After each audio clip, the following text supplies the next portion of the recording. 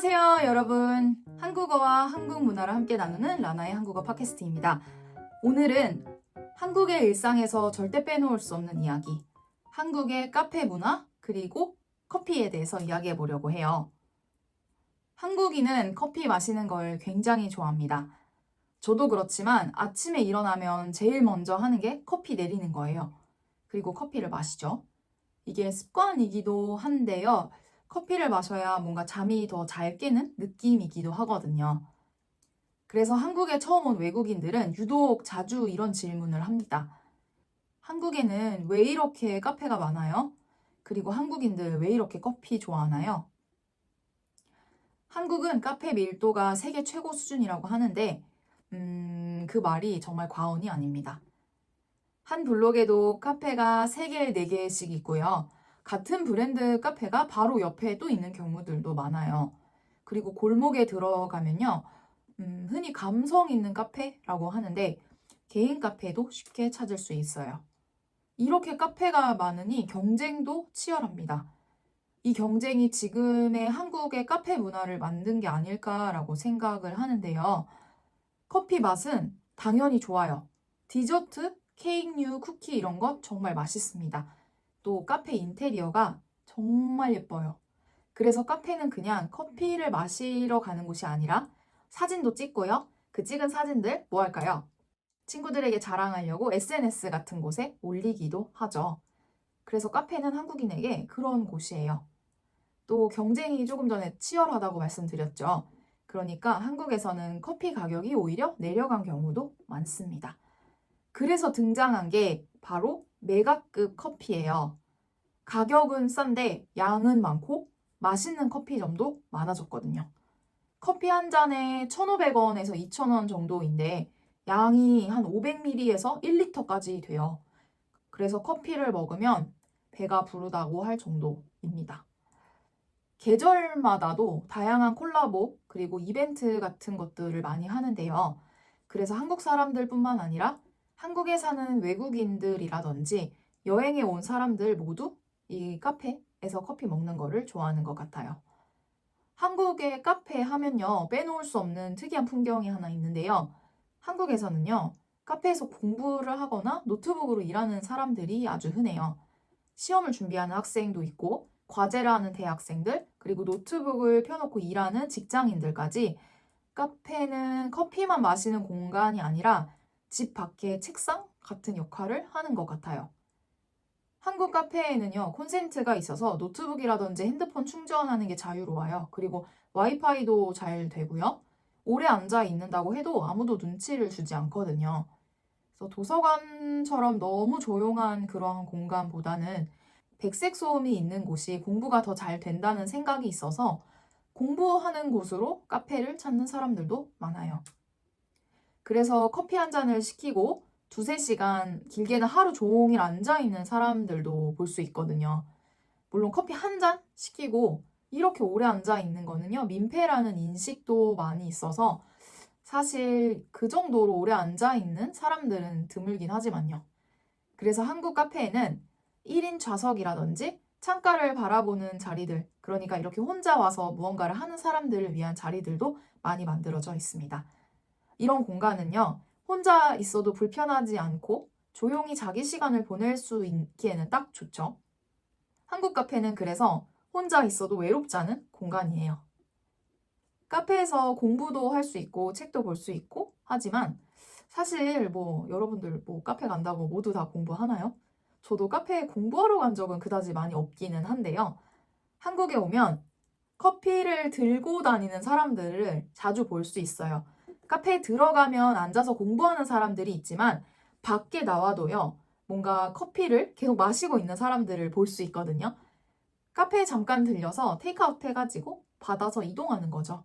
그래서 길을 걸을 때도 커피를 들고 있고요. 심지어 엘리베이터 타고 있으면 그 안에도 커피 이렇게 들고 있는 사람들 볼 수 있어요. 저도 조금 전에 나갔다가 엘리베이터 안에서 커피 들고 있는 사람 만났습니다. 그래서 커피 들고 있는 사람 모습들이 많이 보이는데요. 이런 테이크아웃 문화와 함께 아주 재미있는 한국어 표현도 생기게 되었죠. 바로 아 그리고 뜨아입니다. 아는요, 아이스 아메리카노이고요. 뜨아는 뜨거운 아메리카노를 줄인 말이에요. 예를 들어서 카페에서 이렇게 말하거든요. 주문할 때 아 주세요 라고 하면요. 이 말 한마디에 아이스 아메리카노가 한 잔이 바로 나와요. 왜 이렇게 줄어들었을까요? 그 이유는요. 아주 간단합니다. 한국 사람들은 생활이 바빠요. 그래서 밥 먹고도 빨리 사무실에 돌아가야 되거나 아니면은 급히 어디로 이동해야 되는 경우도 많기 때문에 주문 속도가 빠른 것이 매우 중요합니다. 그래서 길게 말하지 않아도 의미가 정확하게 전달되는 것을 중요하게 생각하죠. 제가 지난 에피소드에서도 잠깐 언급을 했지만, 네, 맞아요. 겨울에도 한국에는 아이스 커피를 마시는 사람들 정말 많거든요. 그래서 밖은 춥고 손은 시린데 커피는 아이스인 경우도 많습니다. 이런 표현들을 보면요. 한국 문화가 얼마나 빠르고 또 얼마나 익숙한 일상이 되었는지도 한 번에 이렇게 확 느껴지시지 않나요? 커피는 그러니까 특별한 음료가 아니에요. 그래서 하루를 시작하게 하고요. 그리고 또 하루를 버티게 하고 그런 생활의 일부가 된 거죠. 한국의 카페 문화를 이야기하다 보면 자주 듣게 되는 표현이 하나 있는데요. 바로 커피 수혈입니다. 여기서 수혈이라는 말은요. 병원에서 피를 몸에 넣는 거를 말을 해요. 그런데 한국에서는 이 표현을 조금 재미있게 바꿔서 사용하는데요. 여기서 커피 수혈이란 너무 피곤할 때 그리고 정신이 하나도 없을 때 있죠. 그리고 아 진짜 이대로는 더 이상 못 버티겠어 라고 말할 때 그럴 때 커피를 마셔서 카페인을 충전을 해서 에너지를 다시 보강하는 거예요. 그래서 이런 말을 자주 해요. 아, 나 지금 커피 수혈이 너무 필요해. 오늘은 커피 수혈 없이는 진짜 못 버티겠다. 라고요.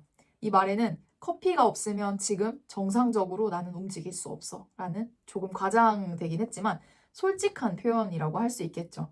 솔직히 이 커피 수혈이라는 말 저는 자주는 쓰지는 않지만 사실 커피 수혈을 할 정도로 에너지가 소진되기 전에 커피를 미리 마시거든요. 그래서 수혈을 받을 만큼 힘이 없는 적은 거의 없어요. 그렇지만 정말 가끔 이제 힘들 때 있잖아요. 쇼핑을 오래 하고 오래 걸어 다녔을 때 그럴 때 이제 갑자기 체력이 힘 떨어지면 그때 이제 친구에게 이야기하죠. 아, 빨리 커피 수혈하러 가자. 카페 가자. 들어가자. 이렇게 이야기하거든요. 이 표현만 봐도 한국에서 커피가 얼마나 중요한 존재인지 알 수 있겠죠? 커피는 맛있는 음료이기도 하지만 집중력을 올려주기도 하고 하루를 버티게 해주고 일상을 다시 움직이게 만드는 일종의 에너지처럼 느껴지기도 하잖아요. 그래서 한국에는 아침이든 점심이든 밤이든 커피 수혈이라는 말이 아주 자연스럽게 쓰여요. 이제 한국 사람들, 뭐 친구가 되든지 같이 일하는 동료 중 누가 커피 수혈하러 갈래요? 가실래요? 라고 물으면요. 그 뜻 이제 바로 이해하실 수 있으시겠죠? 한국 카페 문화의 또 하나의 특징은요. 계절에 굉장히 민감하다는 점이에요. 날씨가 바뀌게 되면요. 거리의 풍경도 바뀌잖아요. 그런데 그 거리 풍경이 바뀌기 전에 카페 메뉴가 먼저 바뀝니다. 봄이 오면 카페에는요. 딸기 메뉴가 가득한 음료들이 많이 나오고요. 디저트도 같이 나와요. 그리고 여름이 되면 수박이라든지 달콤한 과일들로 만들어진 주스로 된 음료들이 많이 나오죠. 가을과 겨울에는요, 이제 확실히 여름이 지나고 날씨가 쌀쌀해지고 추워지기 때문에 고구마나 밤, 호박 이런 조금 더 고소하고 따뜻하고 달콤한 느낌의 메뉴들이 나오기 시작합니다. 물론 저는요, 아메리카노를 좋아해서 계절마다 맛있는 음료들이 나오기는 해도 거의 마시지는 않아요. 그래서 항상 아메리카노만 고집을 하는데요. 사실 아메리카노 잘 안 드시는 분들은 아, 그렇게 쓴 커피 왜 먹어? 라고 하지만 뭐 대체적으로 이런 질문을 저에게 하는 한국인은 없습니다. 왜냐하면 그들도 아메리카노를 좋아하거든요. 대부분의 사람들이 아메리카노를 좋아해요.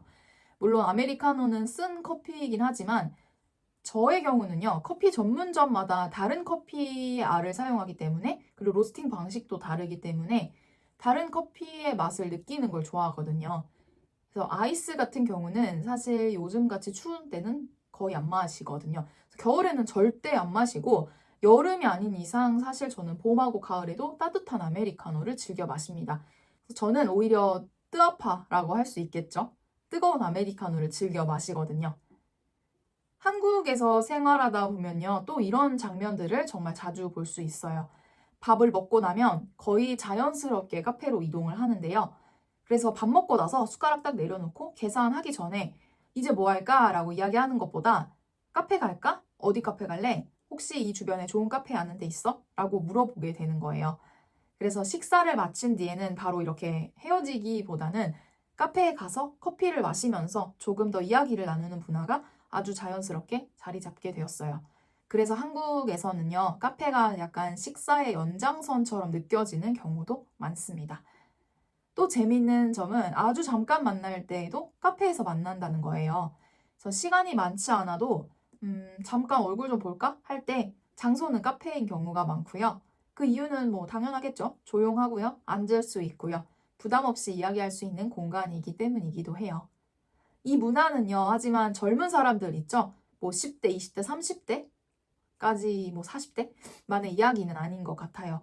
요즘에는 할머니, 할아버지들도 모임 장소로 카페를 선택하시는 경우가 많거든요. 예전에는 경로당이나 집에서 모이는 경우가 많으셨다면, 이제는 카페에서 커피도 드시고, 차도 마시고, 케이크도 주문해서 드시고요. 천천히 이야기하시는 모습들을 자주 볼 수 있어요. 그리고 커피를 카페에서만 드시는 것도 아니고, 테이크아웃을 해서 커피를 사가시는 모습들도 길에서 흔히 볼 수 있습니다. 이렇게 보면 한국의 카페는요, 약간 특정 세대만의 공간이 아니라 모두가 편하게 머물 수 있는 그러한 생활 공간이 된 것 같아요.